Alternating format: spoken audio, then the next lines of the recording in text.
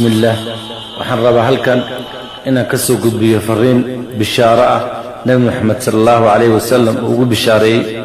dadka cudurrada faafaya sida cudurkan hadda socdo oo koronaha aan leenahay iyo wixii la midka u dhinto iyo daacuunka inuu ugu bishaareeyay inay leeyihiin ajru shahiid bishaaradaas waxaan u xasuusinaynaa inaan ogaano in qadarka noocyo badan oo asbaabta dhimashada noocyo badan inay leedahay qofka noocan tiisi ilaahay ka dhigana inuu ajr xisaabsado sabro laga rabaa sidoo nabigu sheegay sallallahu alayhi wasallam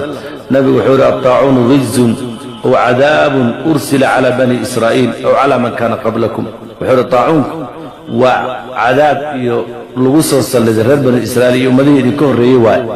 فإذا سمعتم به بأرض فلا تقدموا عليه قل إنه كدع هداد مغشان عذر فافا يسف مرينا هقلنا وإذا وقع بأرض وأنتم بها هديئوا قل كدعوا إذنكم جوغانا فلا تخرجوا فرارا منه هكبحنا idinkoo cudurka ka caranayo cudurka ka cabsanayo maxaa yeelay qofka muslimka ma aha qof dhimashadu ay khawf iyo ku hayso waa qof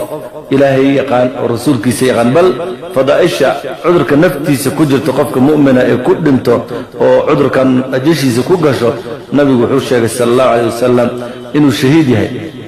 xadiis kale oo bukhari warinayo wuxuu ku yiri nabigu sallallahu alayhi wasallam daacuunka markuu ka hadlay عذاب يبعثه الله على من يشاء عقاب وايد عدوا دون الله كسلده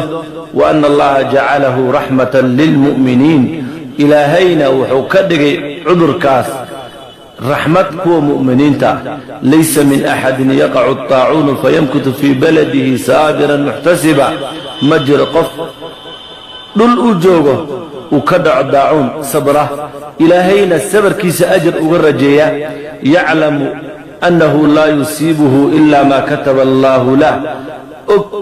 إنيس كدعين إلا إلهي أقدر ما هنا الرالي كن قدرك إلهي مجره إلا كان له مثل أجر الشهيد إلا هدوجر الروح سبحانه يشاء وطير ربك وقبطه أجرك شهيدك أوكلا شهادته ودرجة وين أن لهيري كريم شهيد في الآخرة على هذا لمشهد النوع عسى سيداز درادت وحنقول بالشعرين dadkii ahalkoodii iyo walaalahood iyo qaraabadood iyo ummadaha muslimiinta ay ku dhimanay guud ahaanba qofka uga dhinto inay ku sabraan una ajr xisaabsadaan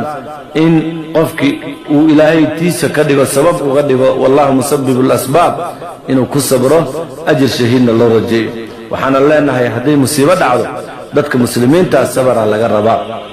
النبي صلى الله سبحانه وتعالى وحوري وبشر الصابرين الذين إذا أصابتهم مصيبة قالوا إنا لله وإنا إليه راجعون وحوري كوده هذه مصيبة على الغباء إنا لله وإنا إليه راجعون سلاس كوده الله نقدره صبرنا الله نوافجيه ومصائب تدعي سنة الدعاء هي الطهارة هي استغفارته هي عباداتك كلا دون أن كد ذلك وجزاكم الله خيرا.